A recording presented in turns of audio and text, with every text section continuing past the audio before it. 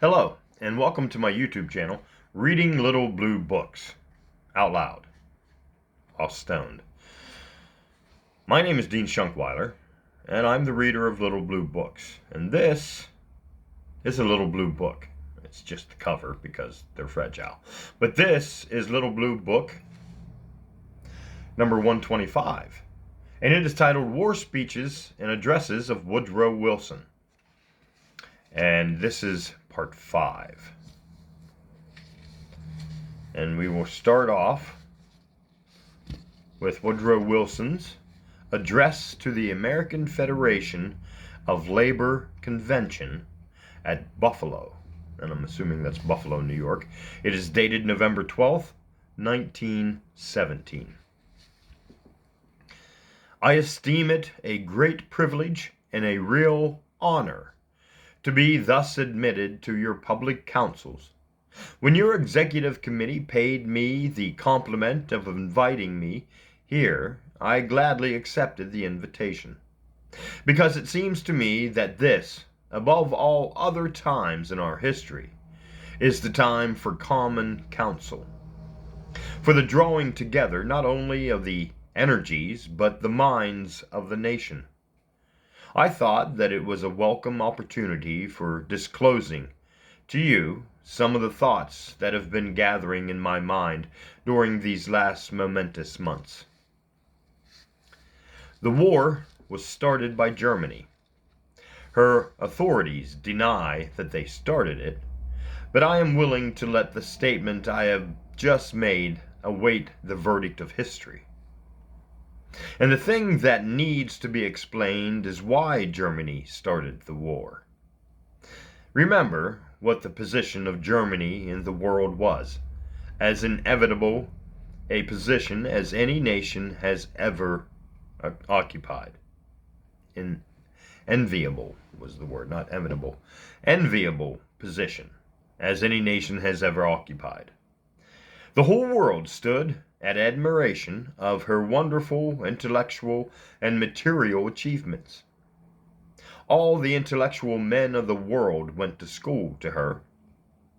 As a university man, I have been surrounded by men trained in Germany, men who had resorted to Germany because nowhere else could they get such a thorough and searching training, particularly in the principles of science and the principles that underlie modern material achievements.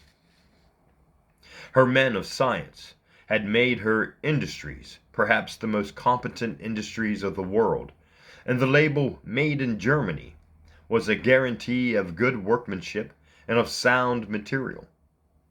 She had access to all the markets of the world, and every other nation who traded in those markets feared Germany because of her effective and almost irresistible competition. She had a place in the sun. Why was she not satisfied? What more did she want? There was nothing in the world of peace that she did not already have, and have in abundance. We boast of the extraordinary pace of American achievement. We show with pride the statistics of the increase in our industries and of the population of our cities. While those statistics did not match the recent statistics of Germany, her old cities took on youth and grew faster than any American cities ever grew. Her old industries opened their eyes and saw a new world and went out for its conquest. And yet the authorities of Germany were not satisfied. You have one part of the answer to the question, why she was not satisfied in her methods of competition. There is no important industry in Germany upon which the government has not laid its hands to direct it and, when necessity arose, control it.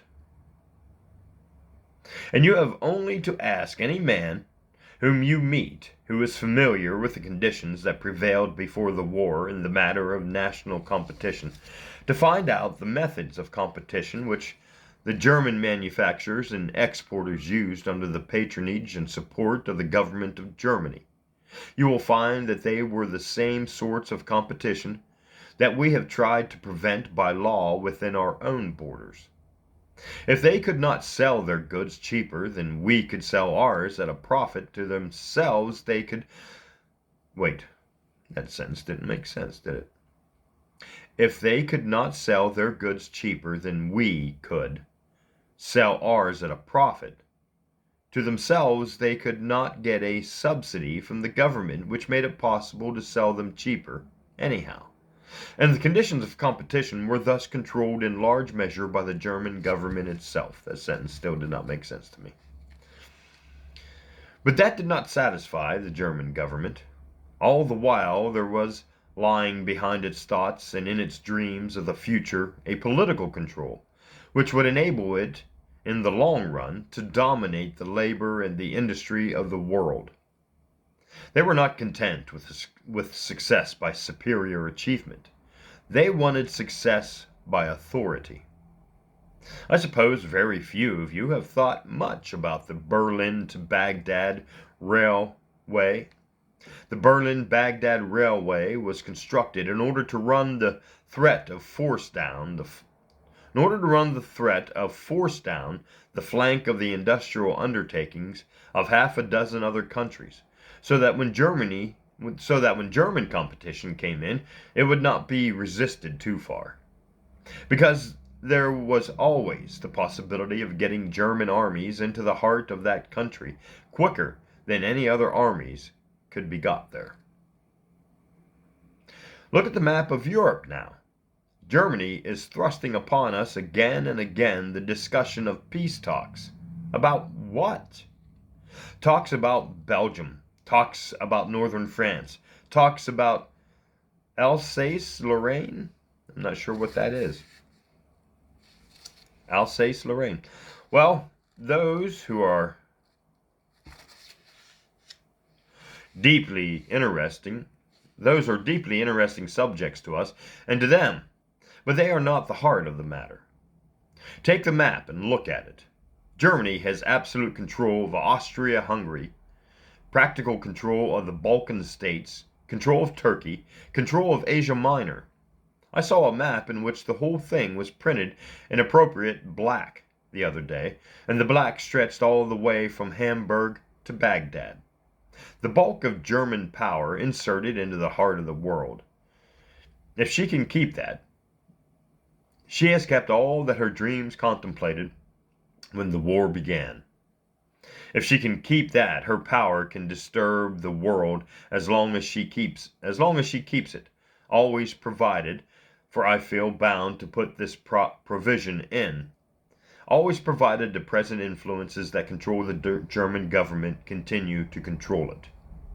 I believe that the spirit of freedom can get into the hearts of Germans and find as fine a welcome there as it can find in any other hearts.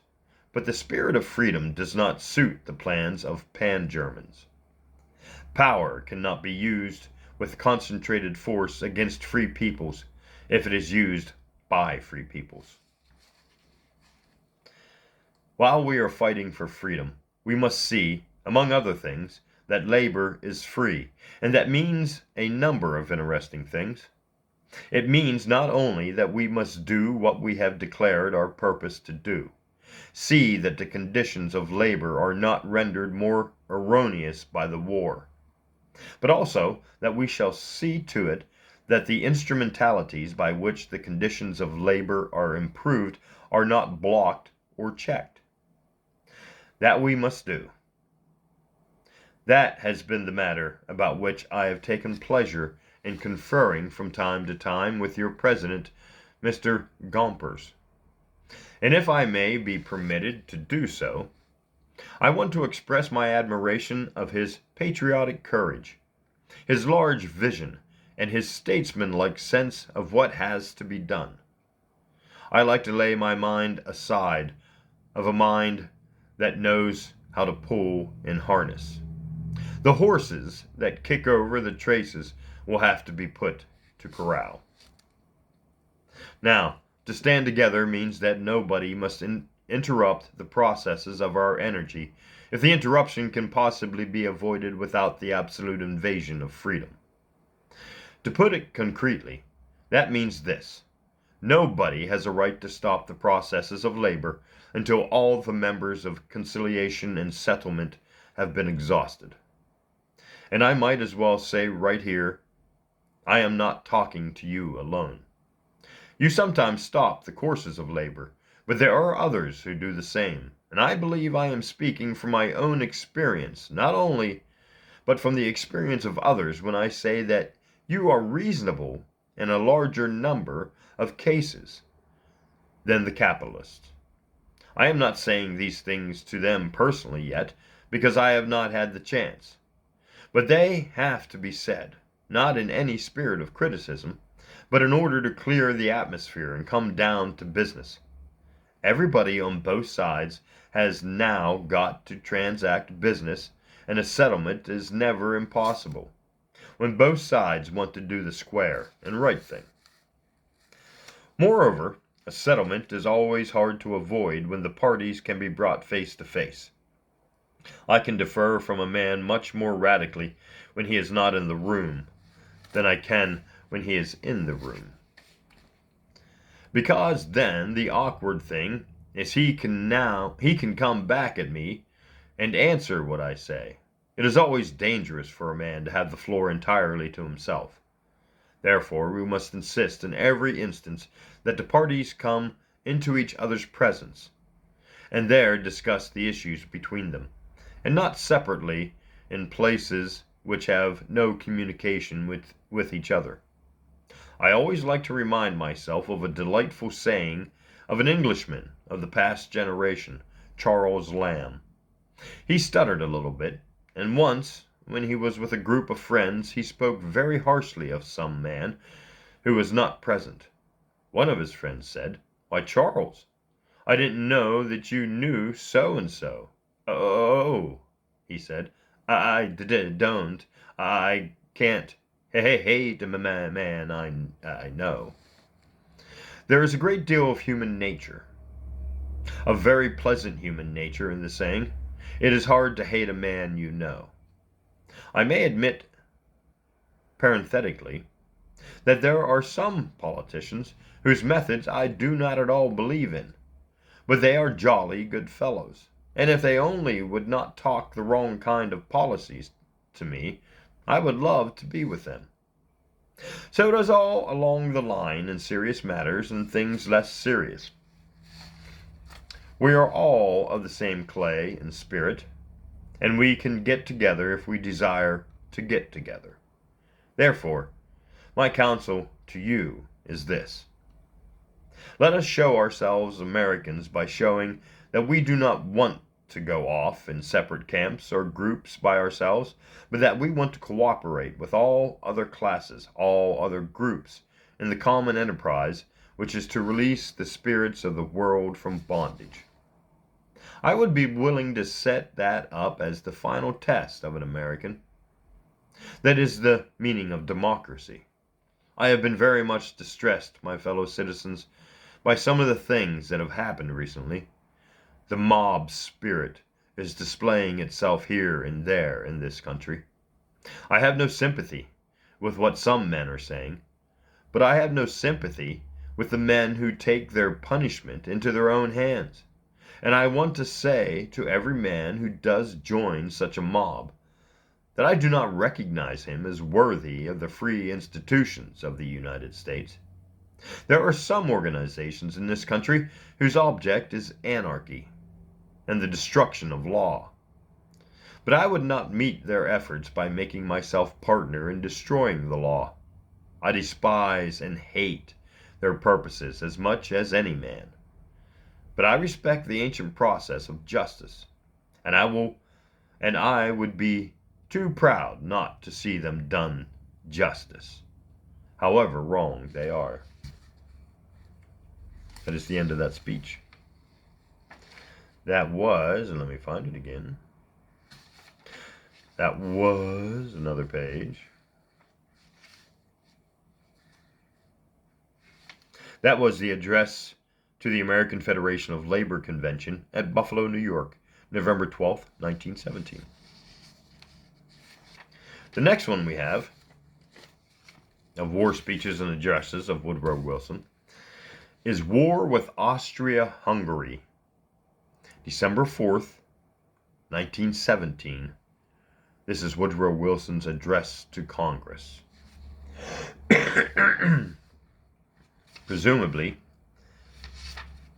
to get their permission to go to war with Austria-Hungary. And here we go. Address to Congress, December 4th, 1917, Woodrow Wilson. I shall not go back to debate the causes of the war. The intolerable wrongs done and planned against us by the sinister masters of Germany have long since become too grossly obvious and odious to every true American to need to be rehearsed. But I shall ask you to consider again, and with a very grave scrutiny, our objectives and the measures by which we mean to attain them. For the purpose of discussion here in this place is action, and our action must move straight towards definite ends. Our object is, of course, to win the war, and we shall not slacken or suffer ourselves to be diverted until it is won. But it is worthwhile asking and answering the question, when shall we consider the war won? From one point of view, it is not necessary to broach this fundamental matter. I do not doubt that the American people know what the war is about and what sort of an outcome they will regard as a realization of their purpose in it. As a nation, we are united in spirit and intention. I pay little heed to those who tell me otherwise. I hear the voices of dissent. Who does not? I hear the criticism and the clamor of the noisily thoughtless and troublesome. I also see men here and there fling themselves in impotent disloyalty against the calm, indomitable power of the nation. I hear men debate peace who understand neither its nature nor the way in which we may obtain it. With uplifted eyes and unbroken spirits. But I know that none of these speaks for the nation. They do not touch the heart of anything. They may safely be left to strut their uneasy hour and be forgotten. But from another point of view, I believe that it is necessary to say plainly what we here at the seat of action consider the war to be for, and what part we mean to play in the settlement of its searching issues. We are the spokesmen of the American people, and they have a right to know whether their purpose is ours.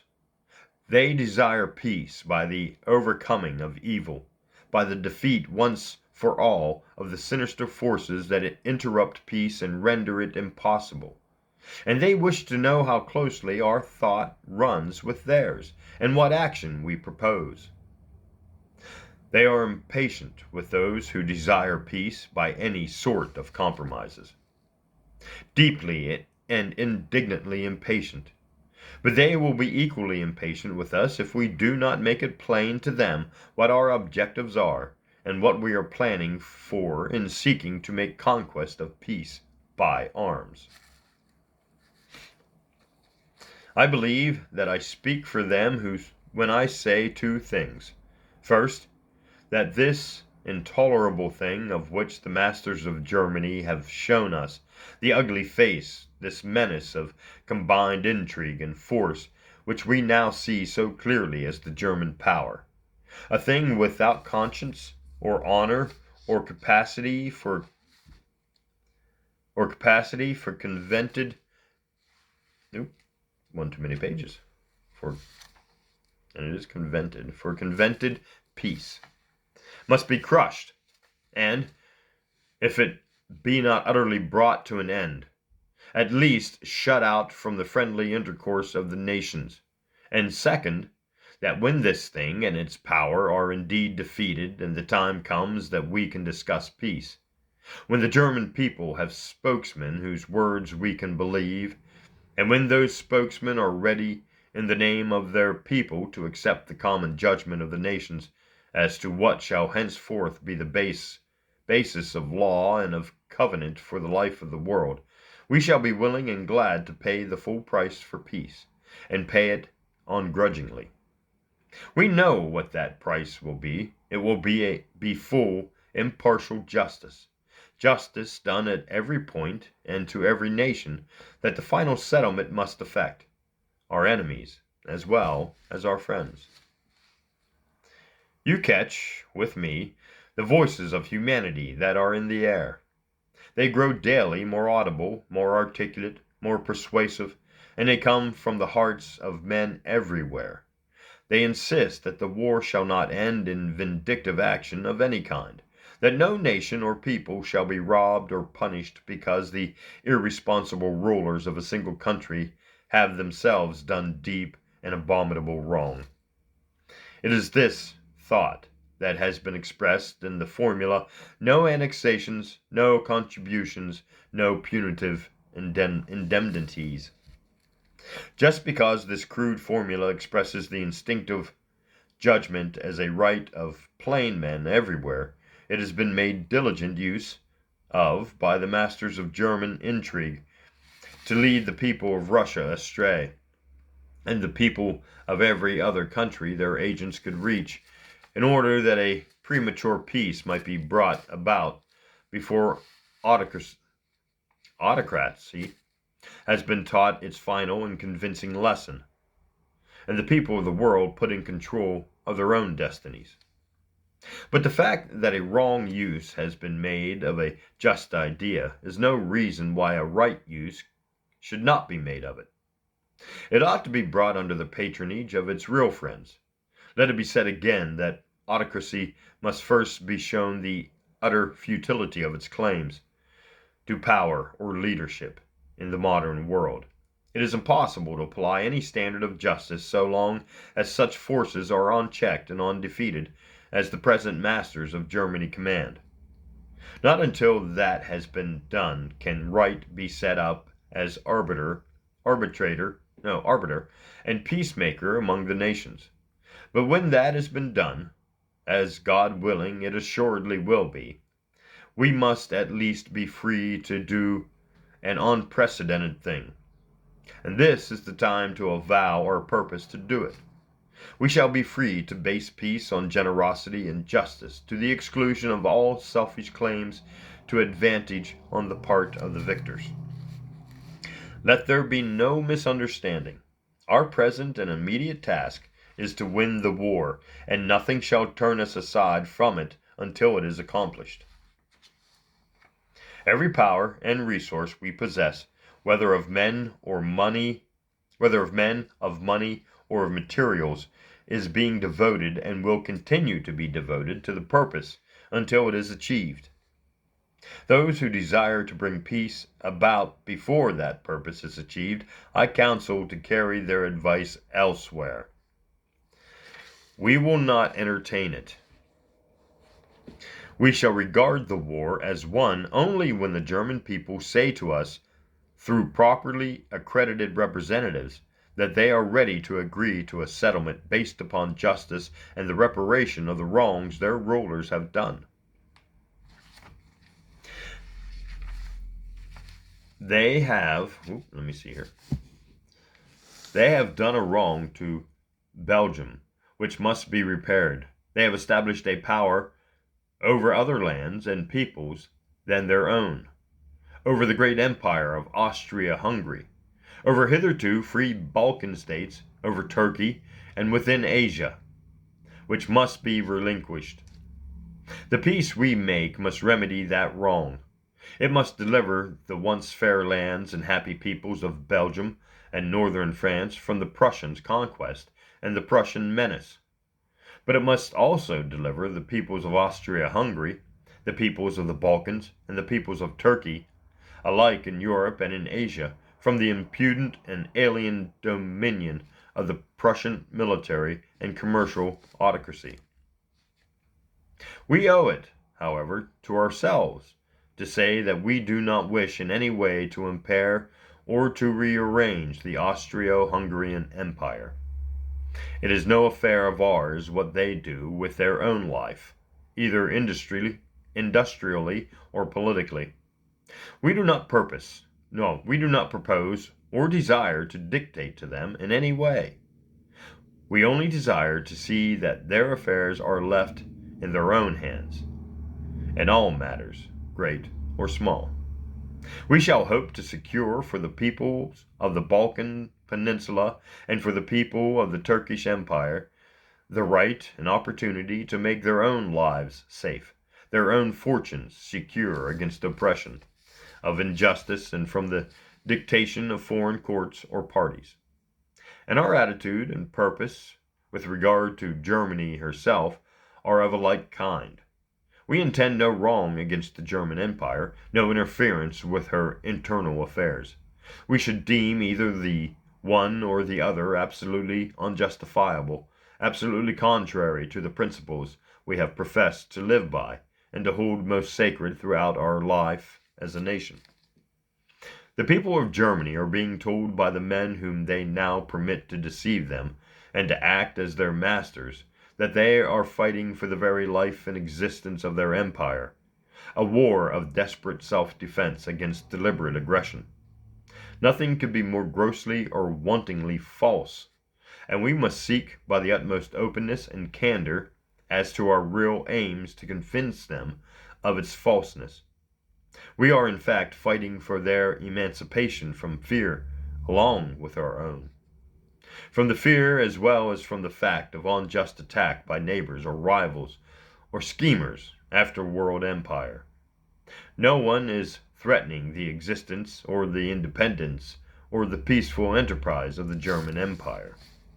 The worst that can happen to the detriment of the German people is this, that if they should still, after the war is over, continue to be obliged to live under ambitious and intriguing masters interested to disturb the peace of the world, men or classes of men whom the other peoples of the world could not trust, it might be impossible to admit them to the partnership of nations, which must henceforth guarantee the world's peace. That partnership must be a partnership of peoples, not a mere partnership of governments. It must be impossible also in such untoward circumstances to admit Germany to the free economic intercourse which must inevitably spring out of the other partnerships of a real peace. But there would be no aggression in that, and such a situation, inevitable because of distrust, would in the very nature of things sooner or later cure itself by processes which would assuredly set in. The wrongs, the very deep wrongs, committed in this war will have to be righted. That of course. But they cannot and must not be righted by the commission of similar wrongs against Germany and her allies. The world will not permit the commission of similar wrongs as a means of reparation and settlement. Statesmen must by this time have learned that the opinion of the world and everywhere wide awake and fully comprehends the issues involved. No representative of any self-governed nation will dare disregard it by attempting any such covenants of selfishness and compromise as were entered into at the Congress of Vienna. The thought of the plain people here and everywhere throughout the world, the people who enjoy no privilege and have very simple and unsophisticated standards of right and wrong, is the air all governments must henceforth breathe if they would live. It is in the full disclosing light of that thought that all policies must be conceived and executed in this midday hour of the world's life. German rulers have been able to upset the peace of the world only because the German people were not suffered under their tutelage to share the comradeship of the other peoples of the world, either in thought or in purpose. They were allowed to have no opinion of their own which might be set up as a rule of conduct for those who exercised authority over them. But the Congress that concludes this war will feel the full strength of the tides that run now in the hearts and consciences of free men everywhere. Its conclusions will run with those tides. Getting a little cotton-mouthy.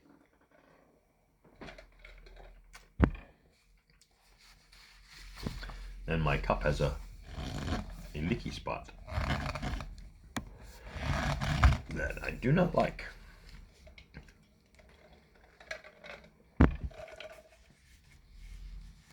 There, we fixed it. Okay, let's see. Where did I leave off? Let's see. Oh, there's a page that's burnt through. Did not see that before. Let's see, where is this? I lost my place while trying to take a drink. And it does not make me happy because now I do not know where I left off at. Okay, I found the page, quite surprisingly.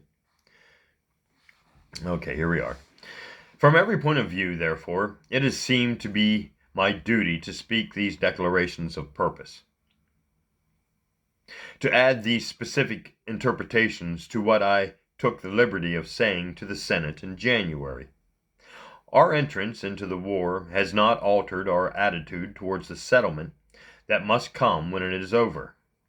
When I said in January that the nations of the world were entitled not only to free pathways upon the sea, but also to assured and unmolested access to those pathways, I was thinking, and I am thinking now, not of the smaller and weaker nations alone, which need our countenance and support, but also of the great and powerful nations, and of our present enemies, as well as our present associates in the war. I was thinking, and am thinking now, of Austria herself among the rest, as well as Serbia and of Poland. Justice and equality of rights can be had only at a great price. We are seeking permanent, not temporary, foundations for the peace of the world, and must seek them candidly and fearlessly. As always, the right will provide to be the expedient. What shall we do, then, to punish this great war of freedom? Not punish. Let me do that again. What shall we do, then, to push this great war of freedom and justice to its righteous conclusion? We must clear away with a thorough hand all impediments to success, and we must make every adjustment of law that will facilitate the full and free use of our whole capacity and force as a fighting unit. Our very embarrassing obstacle that stands in our way is that we are at war with Germany, but not with her allies. I therefore very earnestly recommend that the Congress immediately declare the United States in a state of war with Austria-Hungary. Does it seem strange to you that this should be the conclusion of the argument I have just addressed to you? It is not. It is in fact the inevitable logic of what I have said. Austria-Hungary is for the time being not her own mistress, but simply the vassal of the German government. We must face the facts as they are, and set upon them without sentiment to this stern business. The government of Austria-Hungary is not acting upon its own initiative or in response to the wishes and feelings of its own peoples, but as the instrument of another nation. We must meet its force with our own, and regard the Central Powers as but one. The war can be successfully conducted in no other way. The same logic would lead also to a declaration of war against Turkey and Bulgaria. They also are the tools of Germany, but they are mere tools and do not yet stand in the direct path of our necessary action. We shall go wherever the necessities of this war carry us. But it seems to me that we must go only where immediate and practical considerations lead us. and not heed any others. And that is the end of Woodrow Wilson's address to Congress. Let me get back to the beginning here. On the war with Austria-Hungary, given December 4th, 1917. And I think I will end part 5 there. Thanks for listening, and join me in part 6.